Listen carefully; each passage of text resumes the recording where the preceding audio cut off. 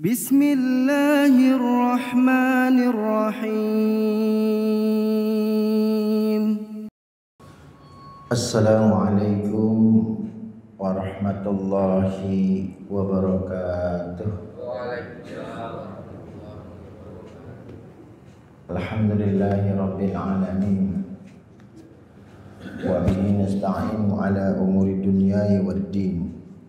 Wassalatu wassalamu ala asyrafil anbiya'i wal mursalin wa ala alihi wa ashabihi ajma'in ila yaumiddin. Allahumma salli ala Sayyidina Muhammad wa ala ali Sayyidina Muhammad. Puji syukur kehadirat Allah Subhanahu wa ta'ala yang telah melimpahkan rahmat dan karunia-Nya kepada kita sekalian, sehingga pada kesempatan pagi menjelang siang ini, atas izin Allah Subhanahu wa ta'ala, kita dapat menunaikan rangkaian pelaksanaan sholat subuh berjamaah di Masjid Jami yang kita cintai ini. Namun sebelum kita memulai rangkaian aktivitas pada kajian subuh hari ini, terlebih dahulu izinkan saya untuk memandu bersama-sama membacakan suratul Fatihah, wabil khusus dengan apa yang akan kita lakukan. Semoga Allah turunkan rahmat, keberkahan, kemudian dikonfirmasi dalam bentuk kesehatan serta yang lainnya. Begitu juga kita sampaikan, kita hadiahkan Fatihah ini kepada saudara-saudara kita yang mungkin lagi sedang sakit atau dalam kesulitan. Atas keberkahan suratul Fatihah, Allah angkat kesusahan, kesulitan dan serta penyakitnya, sehingga diberikan panjang umur, kemudian bisa melaksanakan rangkaian aktivitas kembali. Ila hadratin Nabiyil Mustafa Muhammad sallallahu alaihi wasallam wa ala alihi wa ajwadihi wa auladihi wa zuriyatihi wa sahabati Rasulillahi ajma'in. Syai'ulillahi lahumul Fatihah. A'udzu billahi minasyaitonir rajim. Bismillahirrahmanirrahim. Alhamdulillahirabbil alamin. Maliki yaumiddin. Iyyaka na'budu wa iyyaka nasta'in. Shiratal mustaqim. Shiratal ladzina an'amta 'alaihim ghairil maghdubi 'alaihim waladdallin. Allahumma bihaqqil Fatihah wa bi'izzatil Fatihah ya kasyifal ya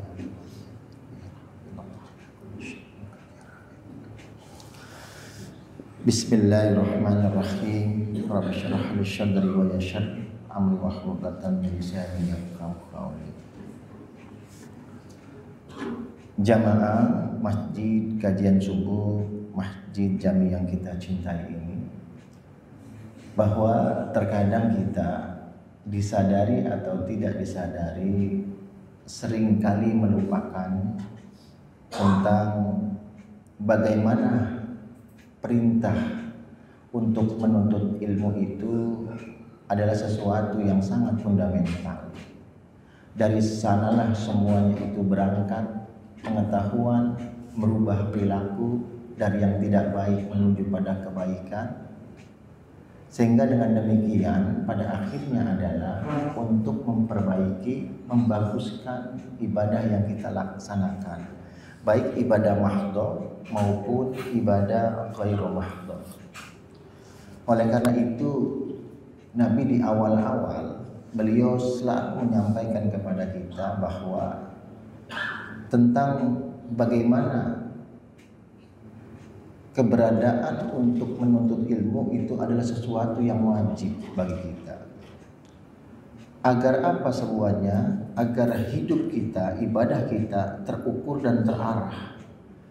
Atas dasar itulah kemudian bahwa orang-orang yang menuntut ilmu itu memiliki kedudukan sendiri di dalamnya, dalam sisi Allah Subhanahu wa ta'ala.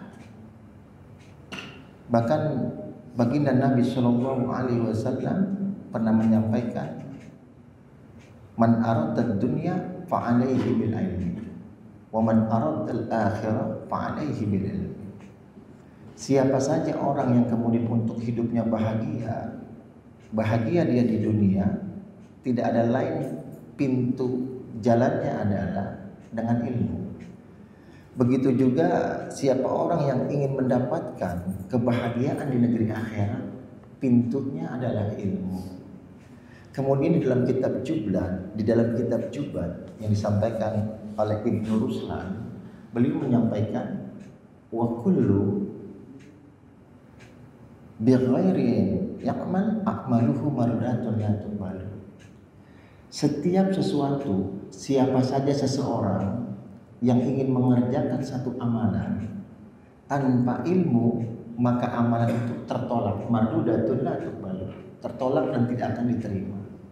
Saya ambil contoh misalnya, seseorang yang melaksanakan sholat tanpa diketahui apa yang membatalkan sholat, sunnah dan lain sebagainya, besar kemungkinan dia akan melakukan kesalahan-kesalahan itu dan berimbas kepada tidak diterimanya sholat.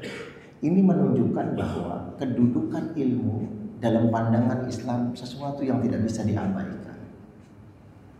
Bahwa saat ini, hari ini, kita mampu melaksanakan sholat dengan baik, melaksanakan puasa dengan baik, akan tetapi penuntutan ilmu terhadap kita yang kita lakukan juga jangan berhenti sampai di situ. Terus dan teruslah untuk dapat menggali ilmu pengetahuan Allah Subhanahu wa Ta'ala.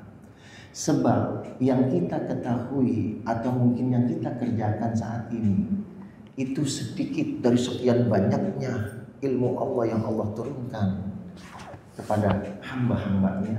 Kita hanya sedikit sekali untuk mengetahui itu. Maka oleh karena itu, izinkan saya Al-Fakir untuk menukil dalam kitab Tanbihul Ghafilin. Di sana dijelaskan bahwa yuqalu man intaha ilal alim, diketahui bahwa seseorang yang kemudian menuju kepada orang alim, wa jalasa ma'ahu, dan dia duduk bersamanya, wala yaqdiru ala ayyahfazul ilm falahu sab'u karamat, dan dia juga tidak memahami atau dia tidak menghafal ilmu yang disampaikan tadi, falahu sab'u karamat, maka dia mendapatkan pahala atau 7 keutamaan daripada orang menuntut ilmu. Terjemahan dalam bahasa keseharian adalah orang yang hadir di majelis ilmu, meskipun dia tidak menghafal dari ilmu yang disampaikan oleh orang alim tadi, oleh orang yang menyampaikan tadi, siapapun itu gurunya, yang bersangkutan mendapatkan 7 kemuliaan atau dari keutamaan ilmu yang dijanjikan Allah dan Rasulnya. Awaluha yanalul fadl muta'alim. Keutamaan yang pertama itu adalah yang bersangkutan orang yang menuntut ilmu tadi mendapatkan kemuliaan. Allah Subhanahu wa Ta'ala berfirman, yarfa'illahu alladziina aamanu minkum walladziina utul ilma darajat.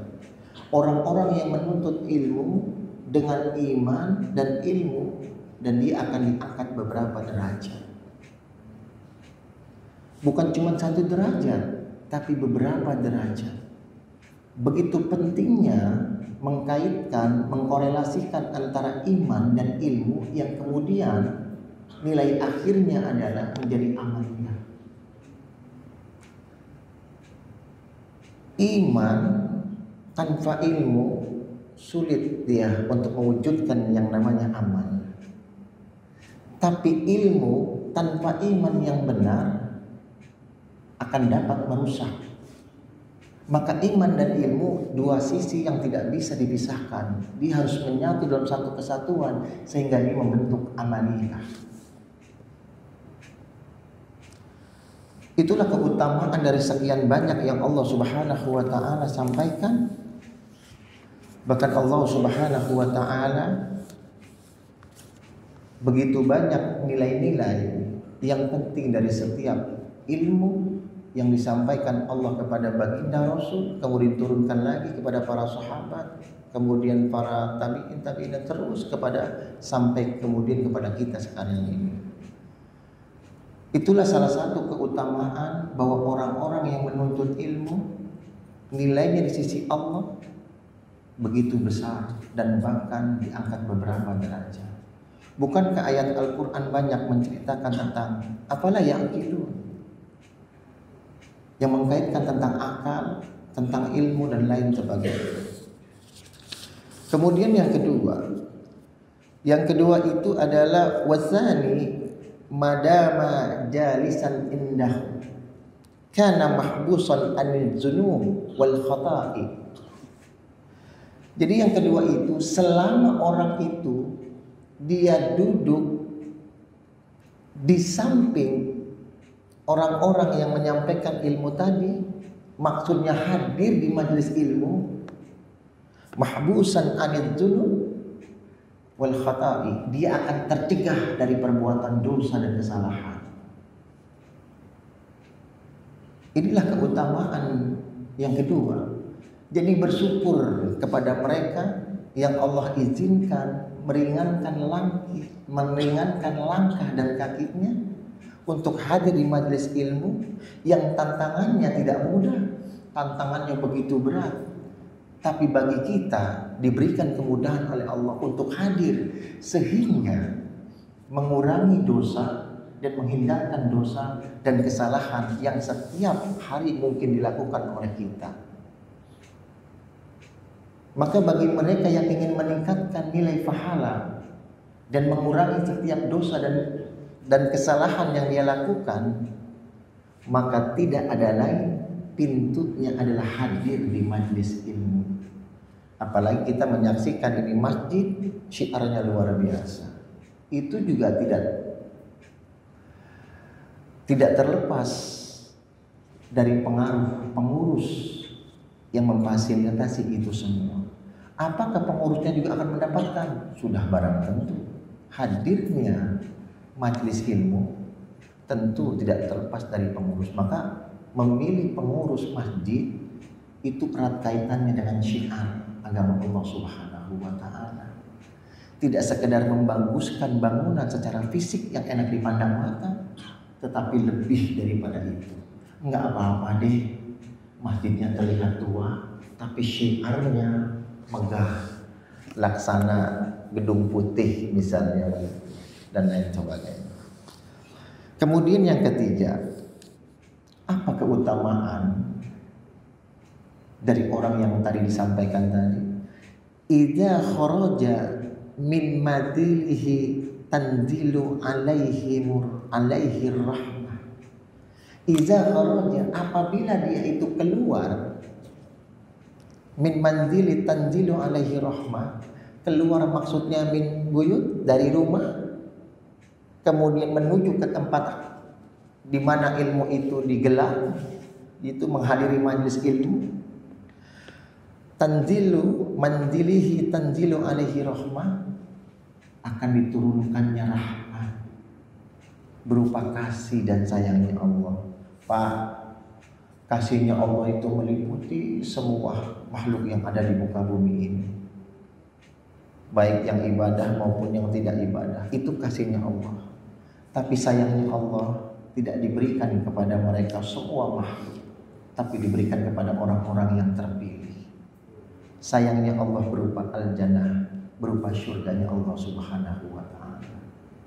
Maka orang yang diberikan rahmat itu, terjemahan dalam kesehariannya adalah mereka dimudahkan oleh Allah untuk bisa beribadah kepada Allah Subhanahu wa ta'ala. Makanya menjalankan ibadah itu tidak mudah, Pak.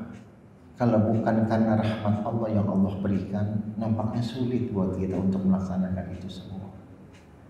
Tapi kasih sayangnya Allah itu meliputi orang-orang yang beriman, yang mampu melaksanakan ibadah dengan rahmatnya Allah Subhanahu wa ta'ala.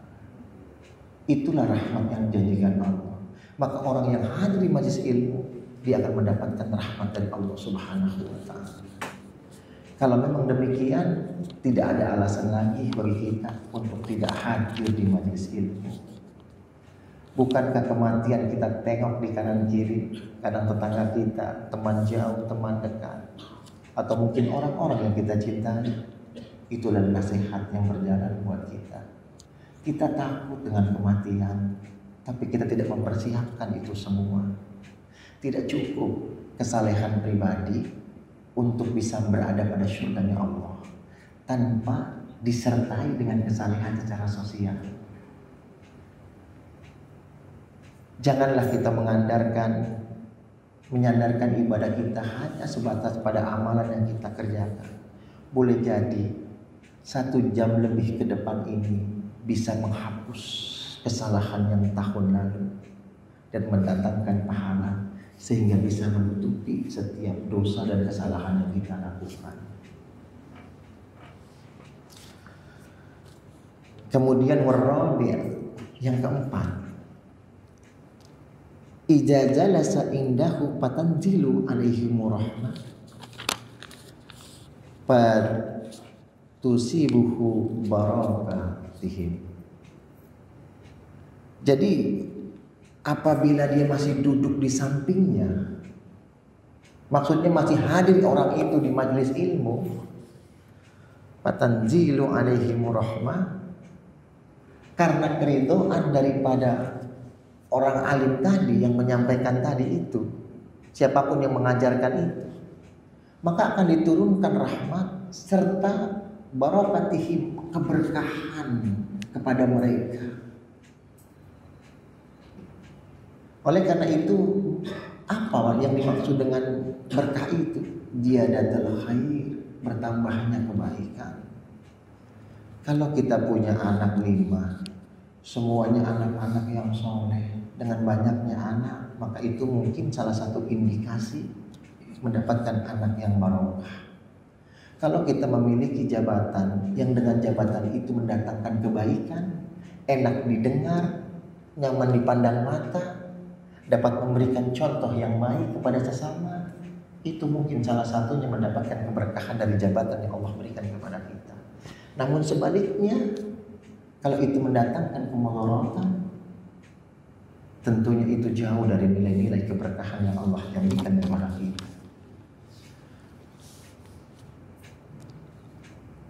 Lalu yang kelima, yang keenam ya Pak, yang kelima apa yang keenam Pak? Ya. Yang kelima ya. Wal khamis, yang kelima itu, madama mustami'an taktubu lahul hasanah. Selama orang itu mendengarkan dari kajian ilmu tadi, dia mendengarkan saja, taktubu lahul hasanah, akan dicatat sebagai sebuah kebaikan. Enak ya Pak ya? Begitu nikmatnya Allah memberikan kepada kita. Kenapa Allah memberikan begitu besarnya karunia dari hanya tentang menuntut ilmu ini? Karena emang keutamaannya luar biasa. Selama ini kita terjebak, udah dah, kalau udah sholat, udah zikir, udah puasa, kayaknya udah cukup semua itu. Padahal kalau itu dibarengi dengan ilmu, dengan kita hadir dalam menuntut ilmu, maka nilainya amat sangat luar biasa. Bukankah ulama-ulama terdahulu mereka menuntut ilmu di tengah kesulitan ekonomi yang mereka hadapi? Mereka menuntut ilmu di tengah kelaparan yang mereka rasakan. Mereka menuntut ilmu di tengah kehausan yang harus mereka rasakan. Bukankah para ulama-ulama kita terdahulu di tengah badai penjajahan yang begitu hebatnya, dalam menggali ilmu untuk di masa yang akan datang, mereka harus berhadapan dengan nyawa. Taruhannya adalah diri mereka dan keluarga mereka. Tapi kita alhamdulillah bisa menikmati ilmu dari para ulama itu dengan candaan, dengan tertawa, dengan kebahagiaan, dengan perut yang kenyang, dengan kerongkongan yang tidak lagi haus. Momentum kesempatan ini harus kita manfaatkan sebaik mungkin. agar kelak kita menjadi paling tidak adalah menjadi orang-orang yang baik dalam sisi ibadah. Wasadisu, yang keenam, tahuffu alaihimul mala bi aznatiha riyadhan.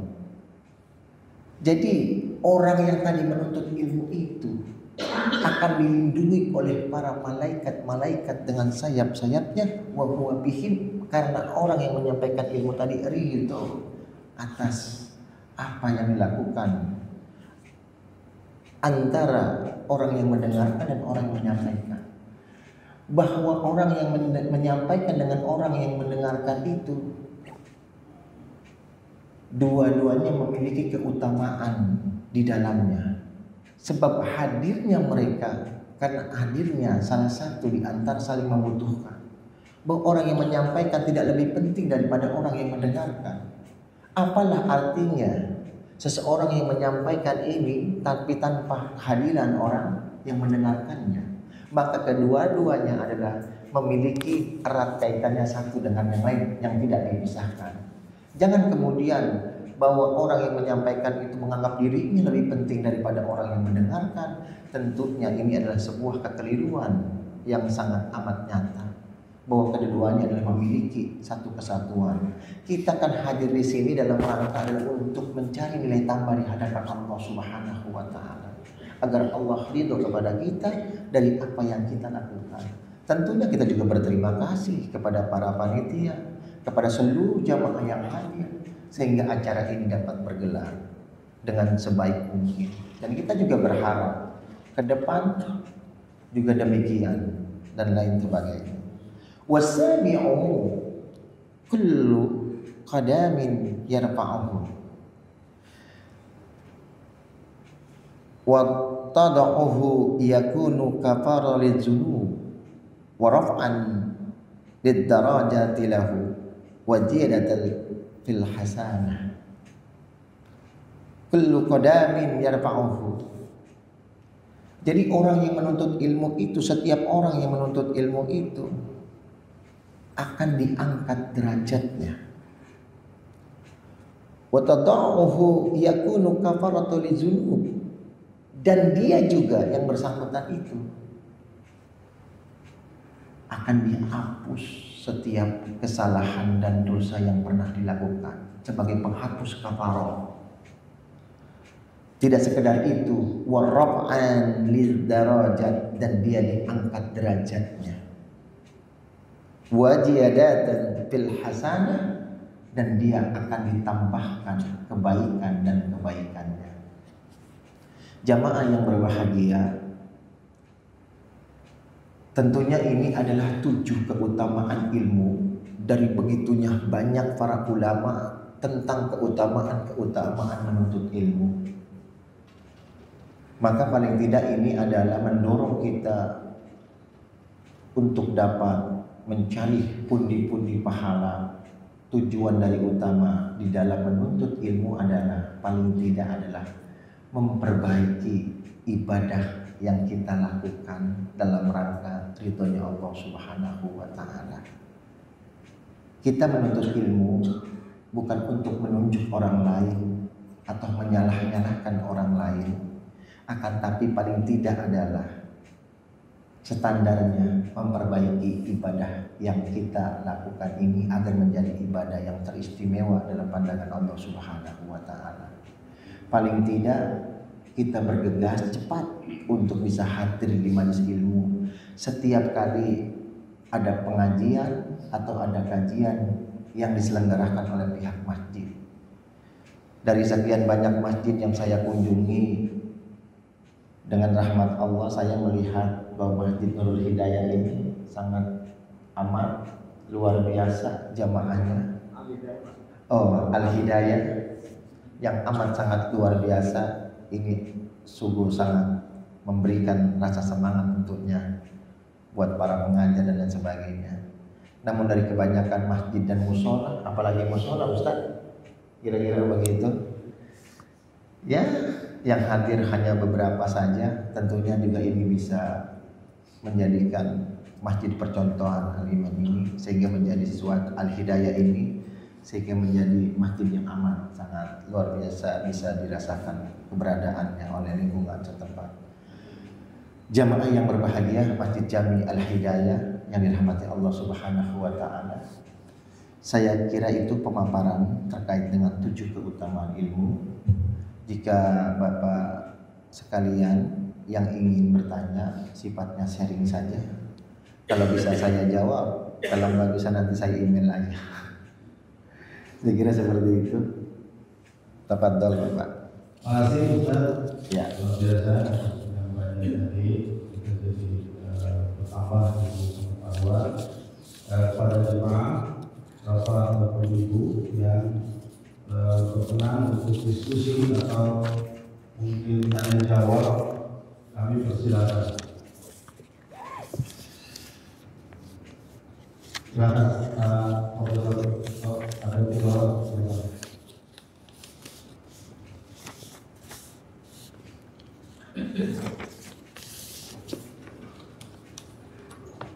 Bismillahirrahmanirrahim. Assalamualaikum warahmatullahi wabarakatuh. Waalaikumsalam warahmatullahi wabarakatuh. Alhamdulillah, ini materi yang sangat menarik. Karena memang dalam ayat Allah katakan Allah menyindir. Al-yas'au billahi minasyaitonir rajim. Al-yas'alina ya'lamuna wa la ya'lamun. Allah menyindir. Apakah sama orang yang tahu, orang yang berilmu dan yang tidak berilmu? Sampai disindir seperti ayat itu menyindir sekali saudara. Saya mau menanya tentang tadi surat Al-Mujadalah ayat 12 ya. Ya Rabbil amanu waladina utul ilma darujat. Nah, pertanyaannya ayat ini untuk penuntut ilmu atau yang sudah berilmu, Ustaz? Karena saya setelah ini ingat ya, saya pahami selama ini yang berilmu saja. Mungkin kodokan saya begitu. Kayak ini dalam pemahaman Ustaz ini orang yang menuntut ilmu, ya. Karena kan kalau hanya udah berilmu, asal berilmu lah, udah cukup lah. Nah, itu. Jadi kalau menuntut akan terus dia belajar. Terima kasih Ustaz, terima kasih banyak. Assalamualaikum warahmatullahi wabarakatuh. Ustaz mau ditampung dulu atau langsung dijawab? Dijawab boleh, jawab dulu ya. Saya takutnya lupa. Terima kasih Bapak. Izin Al-Fakir untuk menyampaikannya Pak. Semampu Al-Fakir untuk bisa menjawab. Kan ayat Al-Quran itu sebenarnya bisa diterjemahkan dan ditafsirkan dalam berbagai perspektif. Akan tetapi bahwa Al-Fakir menyikapi tentang ayat tadi, itu adalah ayat stimulus bagi kita untuk dapat bergegas. Yang mungkin tahapan awalnya kita akan menjadi menuntut ilmu, tapi pada akhirnya kita, kalau Allah mengizinkan kita untuk bisa menjadi orang alim, bukankah ulama-ulama terdahulu mereka berangkat dari orang yang menuntut ilmu terlebih dahulu, kemudian berakhir menjadi orang-orang yang alim? Bahwa ayat itu dalam kajian perspektif para ulama, atau kita bisa menerjemahkan dalam kehidupan keseharian ini, ayat ini tidak mesti kemudian ayat ini tidak hanya ditunjukkan buat orang-orang yang alim, akan tetapi juga buat orang-orang yang pemula untuk menuntut ilmu. Bahwa orang-orang yang menuntut ilmu ini, Allah akan mengangkat beberapa derajat dari antara iman dan ilmu yang kemudian menjadi amal. Tentunya bahwa ini adalah komprehensif, baik orang yang menyampaikan ilmu itu sendiri keutamaannya, maupun bagi orang yang menuntut ilmu itu sendiri sebagai stimulus, rangsangan bagi kita untuk jangan sampai mengabaikan dari ilmu itu sendiri. Karena ayat sebelumnya itu bahwa Allah Subhanahu wa taala melalui Rasulnya itu, bahwa ketika ada orang yang datang, berlapang-lapanglah engkau di majlis, kan begitu. Artinya memberikan kesempatan kepada mereka untuk hadir secara harfiah. Namun akan tetapi adalah pemerataan pendidikan kepada mereka yang belum sama sekali mendapatkan ilmu, agar pemerataan pendidikan itu bisa dirasakan oleh setiap orang. Walaupun secara harfiahnya itu memang menunjukkan pada lokal tempat, akan tetapi memberikan kesempatan kepada mereka, bagi mereka bahwa ilmu itu dilakukan kepada mereka, kepada siapa saja, baik yang menuntut ilmu maupun kepada orang yang memberikan ilmu itu sendiri.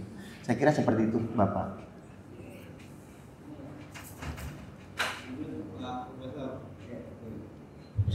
Assalamualaikum warahmatullahi wabarakatuh. Izin Bapak Ibu, Pak Ustaz, ini saya juga menanggapi tadi yang pertanyaan sebelumnya. Saya memahaminya dari dua hal. Pertama, bahwa menuntut itu wajib selama masih hidup, jelas dan dengan sederhana. Walaupun siapapun mereka, kecuali Rasulullah ya, itu wajib. Andai kata kemudian dipaparkan kebutuhan sebagai PA dan orang kita tidak akan habis. Artinya, ya kita semua mau profesor, mau PhD, wajib tentunya bertemu. Kecuali Rasul tadi atau mendapatkan Allah langsung. Jadi apa ya tadi mungkin sehari, jadi tidak ada kaitannya kalau udah buruk, nggak buruk juga harus bertemu. Kenapa? Buruk itu kadang-kadang tidak seperti itu kok. Untuk berantem, kemudian selesai langsung sama. Orang tua kok hanya gara-gara sampai sampai berhari kan tidak harus dengan maaf kalau terjadi. Yang juga saya ingin dimasukkan untuk ilmu itu melalui berbagai macam cara. Jadi hadirnya itu hadir dalam hati, pikiran dan kita, bukan hadir harus dalam masjid itu, bukan. Mau madrasah, mau aliyah, perguruan tinggi, juga mengikuti kajian-kajian pada online atau pada waktu kita melaksanakan COVID itu kan tidak harus hadir. Artinya hadirnya itu dimaknai adalah hati pesan kita menyatu untuk bagaimana untuk mendengarkan kajian-kajian yang berkaitan dengan inovasi. Jadi yang sampai nanti begitu wah ini rumah juga sedang ada kegiatan penting, kalau nggak hadir nanti bukan. Kalau nggak hadir pun nanti Pak Ustadz memberikan hidupnya, dari artinya kita juga menjalani dari itu maknai itu artinya sangat luas, tidak harus hadir itu fisiknya, tapi hadir dan kita pada masih itu. Nah, saya saja saya meneruskan yang kedua begini Ustadz, nanti kalau di tempat lain boleh kesempatan mohon ditambahkan menurut ilmu memang beraktivitas dengan ilmu yang benar berdasarkan syar'i. Karena saat ini semua orang pasti benar. Kata orang yang mencuri pakir punya ini juga. Kata orang yang maaf ya, yang mungkin gajah dia punya juga. Nah, jadi dari makna ilmu itu adalah yang dia pahami berarti ilmu berdasarkan saya juga berilmu Pak, saya juga berilmu Pak. Demikian Ustaz, mohon maaf atas segala yang waktunya, semata-mata kita sehari sering mengenal. Assalamualaikum warahmatullahi wabarakatuh. Iya, terima kasih Bapak. Jadi sudah nggak ada lagi ya Pak ya? Cukup ya. Iya, silakan Pak. Terima kasih.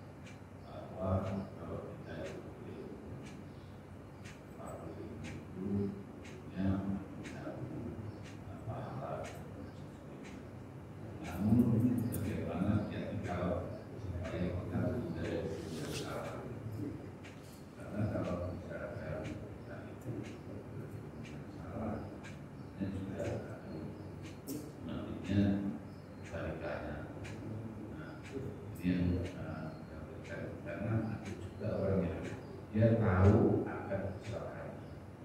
Tapi ada orang yang tidak tahu akan kesalahan. Jadi yang dia anggap bahwa dia sedang berilmu, sedang beribadah, itu ternyata salah. Beda dengan saya, karena beribadah. Beda dengan kalau saya itu misalkan berjudi, itu tidak berjudi beribadah. Sehingga saya tahu kalau salah, saya melakukan. Nah ini berbeda.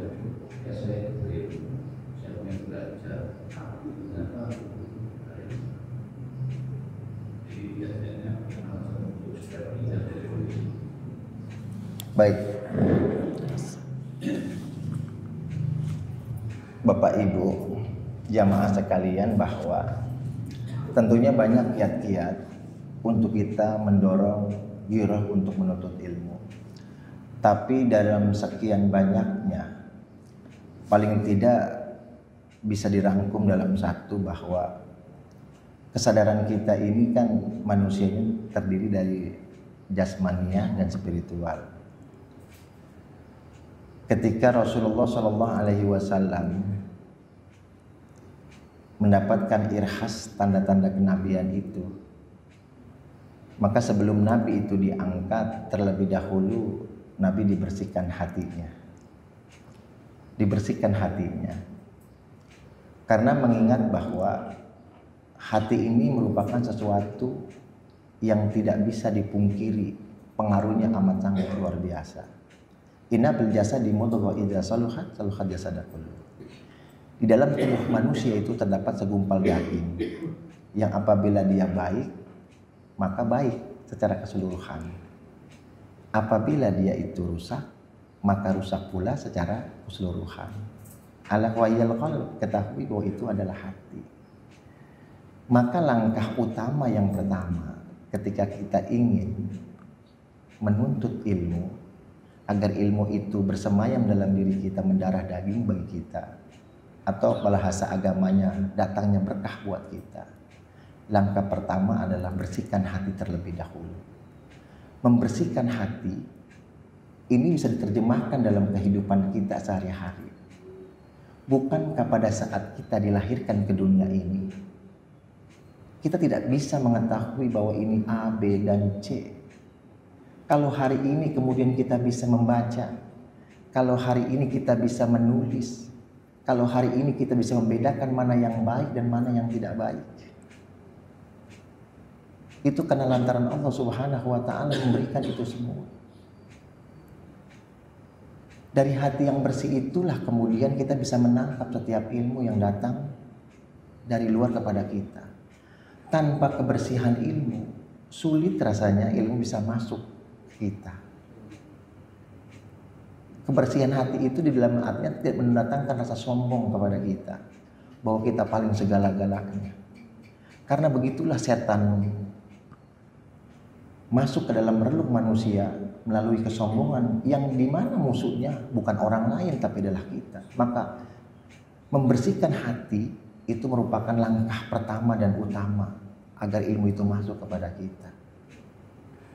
Itu juga yang kemudian merupakan salah satu adab dan etika bagi orang yang menuntut ilmu dan sebagainya. Maka kalau kemudian para ulama menuntut ilmu dengan mudahnya, mereka mampu menerjemahkan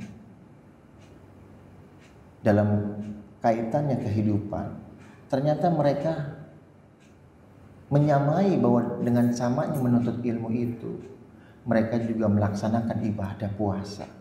Karena puasa salah satu merupakan pintu yang bisa menjernihkan hati dan membersihkan hati itu sendiri, mencerdaskan akal dan menjernihkan hati itu sendiri. Maka membersihkan hati itu langkah utama, Pak, agar ilmu itu bisa bermanfaat. Lalu yang kedua, untuk mendapatkan sesuatu yang baik itu, maka awali dari niat kita dengan yang baik-baik. Terutama dalam rangka mencari ridhonya Allah Subhanahu wa Ta'ala. Tadi Bapak katakan bahwa ada orang kok yang dia sudah mengetahuinya, dia sadar itu tahu, tapi dia tidak bisa melaksanakan itu semua. Kan gitu ya Pak ya? Makanya Nabi ngajarin kita, Pak, Allahumma arinal haqqa haqqa warzuqna tibaa wa arinal batila batila warzuqna istinaba. Ya Rabb, ya Tuhanku, tunjukkan kepadaku bahwa yang benar itu adalah benar dan berikan kepadaku kemampuan untuk bisa menjadi bagian dari kebenaran itu, kebaikan itu. Begitu banyak saudara-saudara kita, Pak, yang dihadapkan dengan kebaikan, ia tidak mampu melaksanakan kebaikan itu. Karena lantaran apa? Karena lantaran Allah tidak memberikan petunjuk kepadanya, sehingga dia sulit untuk melaksanakan kebenaran itu. Sejarah mencatat, Pak, ada istri Nabi Lut alaihissalam, suaminya bukan main, menyampaikan kebaikan nasihat, tapi karena lantaran Allah tidak memberikan petunjuk kepada istrinya, dia tidak bisa melaksanakan kebaikan dari apa yang disampaikan Nabi Lut alaihissalam. Putra Nabi Nuh alaihissalam namanya Kan'an, ayahnya menyampaikan kebaikan, namun anaknya tidak bisa mengikuti kebaikan itu karena lantaran Allah tidak memberikan petunjuk kepadanya. Jadi menuntut ilmu dengan membersihkan hati dan mengharap ridha Allah Subhanahu wa taala, inilah utama yang pertama agar ilmu itu bersemayam dalam diri kita. Dan lain sebagainya. Itu sejarah mencatat bahwa pentingnya hati. Dan tentunya bahwa selanjutnya adalah banyak-banyak bermunajat kepada Allah Subhanahu wa taala, diawali dengan doa agar keberkahan itu bersemayam. Kemudian sebaliknya pula, kalau tadi di awal bahwa arinal haqqa haqqa warzuqna tibaa wa arinal batila batila warzuqna istinaba. Ya Rabb, ya Tuhanku, tunjukkan bahwa yang batil itu adalah batil, yang salah itu adalah salah, dan berikan kepada kami kemampuan untuk meninggalkan kebatilan itu. Para pelaku korupsi juga tahu kok kalau itu batil. Ilmu mereka tidak tanggung-tanggung. Tapi karena lantaran Allah tidak memberikan petunjuk kepadanya, sehingga dia sulit untuk menghindari kebatilan itu. Nilai petunjuk itu jauh lebih penting. Disitulah pentingnya kemudian doa. Bahkan Imam Al-Ghazali dan dalam satu kitabnya Ihya Ulumuddin, halakan nas kulluhum ilal ulama, celaka seluruh umat manusia kecuali orang-orang yang berilmu. Dan celakalah orang-orang yang berilmu kecuali orang-orang yang mengamalkan ilmunya. Dan celakalah orang-orang yang mengamalkan ilmunya kecuali dia mengamalkan dengan ikhlas. Bahwa kita yang hadir di sini juga akan dimintai pertanggungjawaban. Ilmu itu kita mendapatkan ilmu baru tahapan awal untuk mensukseskan ibadah akhir kita yang kemudian menjadi hadiah buat kita, menjadi husnul khatimah. Maka iman dan ilmu itulah yang akan mengantarkan pada amaliyah salihah. Maka dengan demikian bahwa al-ilmu nur, ilmu itu cahaya. Maka untuk mendapatkan cahaya harus bisa membersihkan hati terlebih dahulu. Di samping di dalamnya adalah tentunya kita bermohon kepada Allah Subhanahu wa taala agar ilmu yang kita peroleh bisa menjadi ziyadatul khair, bertambahnya kebaikan. Ini berat. Orang yang memiliki harta akan ditanya hartanya. Orang yang memiliki jabatan akan ditanya jabatannya. Orang yang memiliki ilmu juga akan ditanya ilmunya. Semua itu, Pak, punya potensi kepada kita untuk bisa masuk dalam surganya Allah, punya potensi mendorong kita ke dalam nerakanya Allah Subhanahu wa taala. Maka saya ambil kutip, saya mengutip dalam makalahnya Imam Syafi'i karamallahu wajhah. Talabul ilm afdalu min salatin nafilah. Menuntut ilmu itu lebih utama daripada sholat sunnah. Tapi ini jangan diterjemahkan secara harfiah. Kalau kayak gitu ya udahlah, nuntut ilmu aja, gak usah sholat sunnah. Maksudnya itu adalah kalau dia sudah sholat sunnah, nuntut ilmu pula, kan udah double track gitu, pahalanya double. Loh, yang double aja belum tentu nutupin dosa kita, Pak. Apalagi yang single gitu kan. Maka Jangan berpuas diri dari ilmu yang kita ketahui, tetap untuk mencari. Maka kemudian kalau kata para ulama, orang menuntut ilmu itu seperti orang asing. Kenapa orang asing itu? Dia terasa asing baginya. Sehingga apa? Meskipun dia tahu tapi dia merasa tidak tahu. Sehingga apa? Dengan demikian dia akan mudah. Sebab dengan demikian kalau orang kemudian merasa tahu dirinya, dia akan mencari titik kesalahan dari orang yang menyampaikan itu dan lain sebagainya. Itulah yang kemudian dimaksud, maka membersihkan hati itu paling penting. Agar apa? Agar ilmu itu turun kepada kita. Baik, jamaah yang berbahagia, terima kasih atas pertanyaannya. Semoga Allah Subhanahu wa taala meridhoi kita semua sehingga bisa mendapatkan nilai tambah di hadapan Allah Subhanahu wa taala. Saya tutup dalam kaitannya pada waktu yang berkah ini dengan maqalah Imam Syafi'i, laisa ba'dal faraid afdalu min talabil ilm.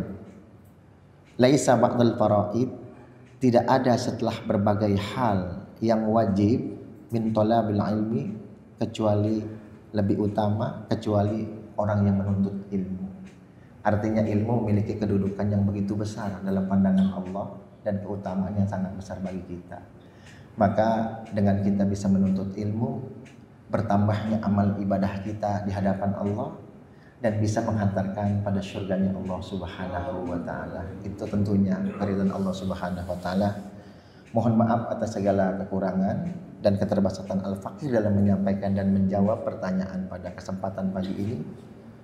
Semoga Allah meridhai kita semua. Nastaghfirullahal azim wa natubu ilaihi min jami'il ma'ati wal dzunub. Hamdan syakirin, hamdan na'imin, hamdan yu'abi ni'ama yukafi'u madidah. Ya Rabbana lakal hamd kama yanbaghi li zalali wajhikal karim wa 'azimi sultanik. Allahumma shalli ala sayyidina Muhammad wa ala ali sayyidina Muhammad. Rabbana zalamna anfusana wa illam taghfir lana wa tarhamna lanakunanna minal khashirin. Allahumma arinal haqqa haqqan warzuqna ittiba'ah wa arinal batila batila warzuqna ijtinabah. Rabbana atina min ladunka rahmah wa hayyi lana min amrina rasyada. Rabbana hab lana min azwajina wa dzurriyyatina wa qurrata a'yun waj'alna lil muttaqina imama. Rabbana atina fid dunya hasanah wa fil akhirati hasanah wa qina adzabannar. Fasubhana rabbika rabbil izzati amma yasifun. Wassalamun alal mursalin walhamdulillahi rabbil alamin. Assalamualaikum warahmatullahi wabarakatuh. فبأي آلاء ربكما تكذبان